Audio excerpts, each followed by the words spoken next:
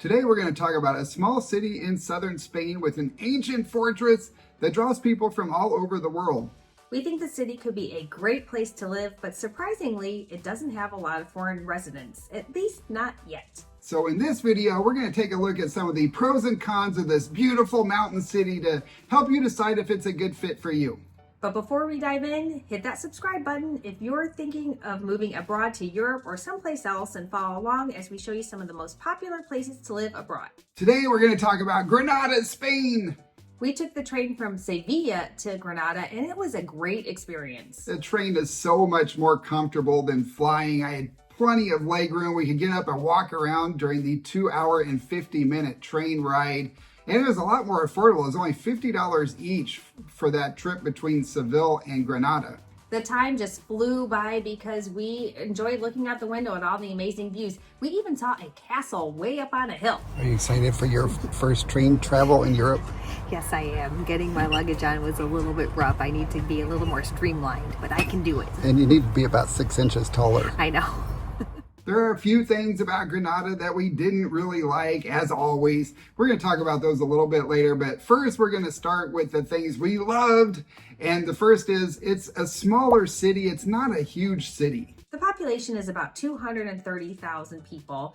It is smaller than some of the other popular areas in southern Spain, but it's still a big city with all the amenities and conveniences. Plus, it is a college town, which we really appreciate because it brings all that young energy. It's a lower elevation compared to the other mountain cities that we've lived in. The elevation is around 2,400 feet or 730 meters, and we love living in the mountains, so we found this is a really nice elevation for us. We found the people in Granada to be very friendly, especially compared to Seville.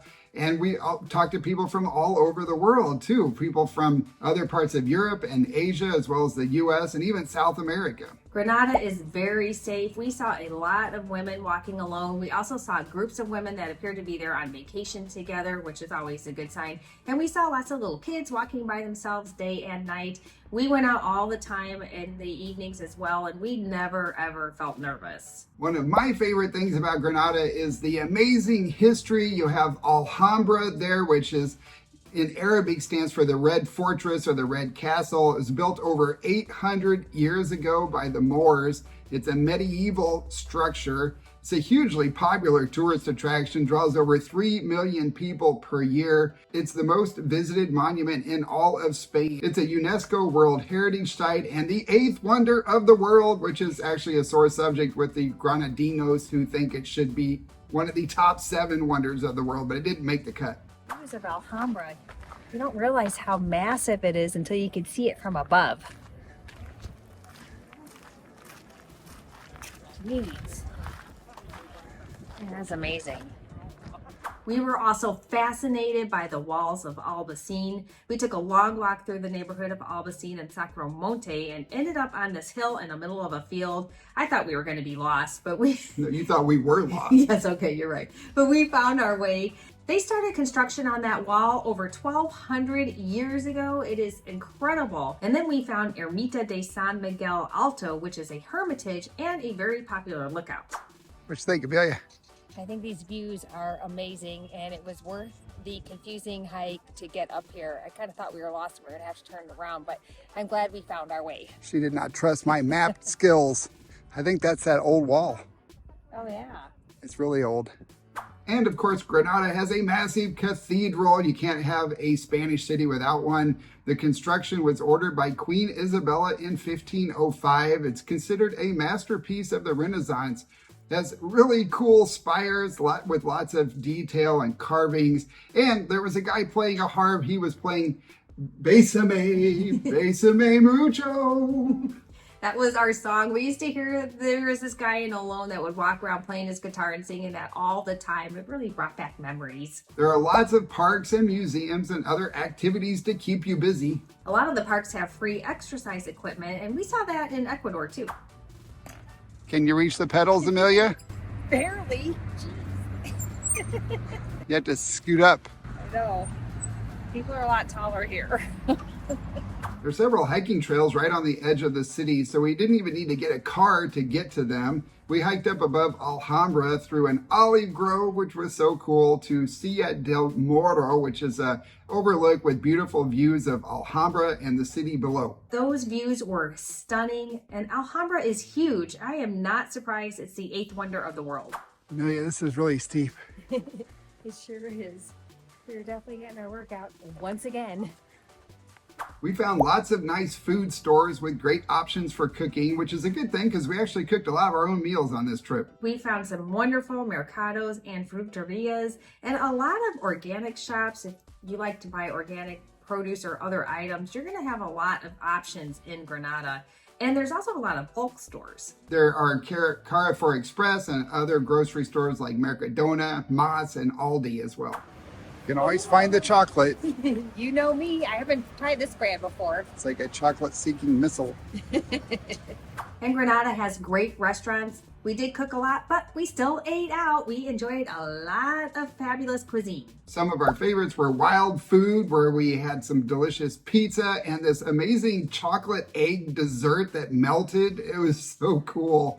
Another place was called Hickory, and they had some nice home-cooked options there that we really enjoyed. And of course, Thali Indian. We trekked all the way over to Zadine, the area of Zadine, for our Indian food. We were surprised to find the Irish pub Hannigan and Sons, and that was an unexpected treat. We were able to get some nice Guinness on tap, which is something we could not have in Ecuador. Outdoor dining is really popular. Even in the cold weather, they do have heaters that kind of blast heat on you, but it's still pretty chilly with that breeze blowing through.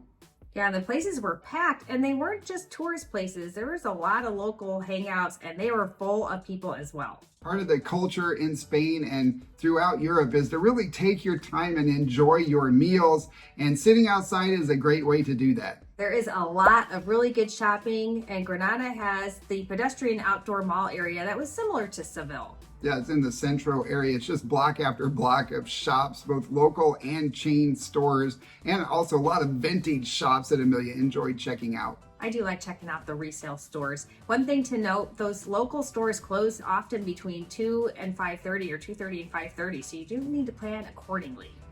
Yeah, a lot of times when we go out to do our filming, it's in the afternoon after we've done our morning work and had lunch, and we go out and everything is closed, so we can't get a lot of the stuff filmed that we want to, so we have to go back later. Yes, we have to learn how to adjust our schedule for the Spanish lifestyle. Then there's Calle Caldereria Nueva. Boy, I got an extra syllable in there, I swear. The street has a lot of local shops selling a lot of the Arab-inspired clothing and souvenirs. It's a really popular place at night. Granada is walkable, kinda. El Centro and other neighborhoods are flat and walkable, but the neighborhood of Albacete is another story. Yeah, we're going to talk about that later. We did find that pretty much everything was about a 15 to 20 minute walk for us. Amelia, did you see that woman actually stop and let us cross the road? I know, and she gave us a lot of extra time too. That was so nice. There's good public transportation if you don't want to walk. There are plenty of buses, big and small. It does have a Metro Ligero, which is a light rail system, kind of like runs through Denver. It runs north and south through the city and does stop at the train station, but it doesn't stop at any of the tourist attractions. And there are plenty of taxis and Uber available. We found Granada to be more affordable than Seville. It's actually closer to Cuenca, but still a little bit more expensive than Cuenca too.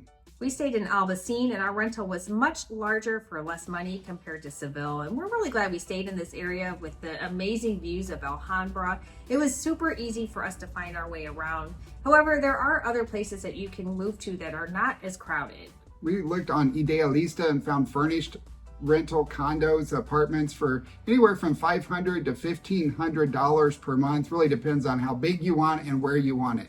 Yeah, some of the places are larger. You can get places that are 1,000 square feet or even bigger. And some of those buildings have elevators, so you don't have to deal with stairs. Zadine is a neighborhood that's further outside of El Centro area, and it's a lot less crowded and a lot less expensive. You can check out Idealista to get an idea of what's available in your budget. And FYI, this is not a paid sponsorship. It's just a helpful hint. Now let's talk about some of the drawbacks, and the first is that it's kind of noisy. There are more motorcycles and loud buses and less electric vehicles and bikes. It's not really as bike friendly as Seville either. If you get outside the main area, the tourist area, There are more bike lanes, but the neighborhood of Albaicín is really not bike friendly, and there aren't a lot of bike lanes through the Centro area either. Yeah, it would be hard to ride your bike through there because it was pretty congested. And bumpy. And it's really crowded. The popular spots like Alhambra and parts of Albaicín and Centro are just full of tourists and large tourist groups. Sometimes they take up the whole alley and you can't get around them. We stayed near Paseo de los Tristes, which is the Walk of the Sad. It's a popular tourist area with incredible views of Alhambra, but it's also a really popular selfie spot, so you have to dodge the tourists there too. And the Instagram models. If you go the other direction down towards Centro, it turns into Carrera del Darro, which is a really narrow road. It's lined with hotels and rentals and restaurants and shops.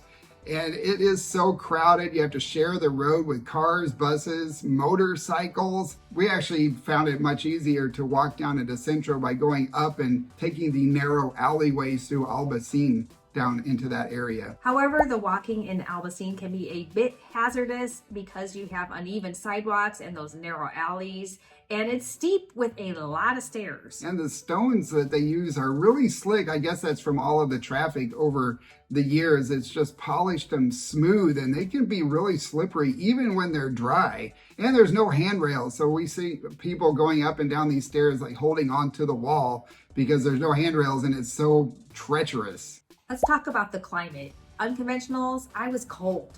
It gets chilly there in the winter, and I am a wimp now. I was not prepared. We had to go buy a coat for me, and we had to get some scarves, and we both needed to buy some new sweaters. The summers can get hot too. It can get up in the 90s Fahrenheit or over 34 degrees Celsius. So it's not just that they have cool winters, they have hot summers. And the air is very dry. We could not get enough water. Before we share whether we think we could live in Granada, we want to share some interesting observations with you. And the first is that there was a whole range of ethnicities, religions, lifestyles, all living their lives together, and everybody seemed to really get along.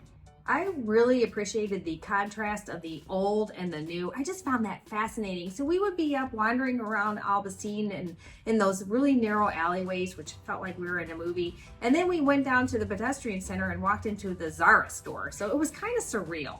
And the rural area, kind of on the eastern side of the city, is Sacromonte, and that's where the cave houses are, where people built their houses inside the mountain over 150 years ago. Yeah, when we went over there, it felt like we were in a completely different area altogether, like we had just completely left Granada. So now to answer the question, could we live in Granada? Amelia, what do you think? I'm going to say yes. Especially in the spring and fall, the extreme temperatures, the summer and winter might be a bit rough, but unconventionals, I was sad to leave. It reminded me so much of Cuenca. We were there for 2 weeks and it had already started to feel like home. Let us know in the comments below what you guys think about Granada. Do you think it'd be a good place to live or not? If you missed our video about Seville, Spain, you can watch it here. Our next video is about a place that was just named the best expat city in the entire world. So stay tuned for that one. You do not want to miss it.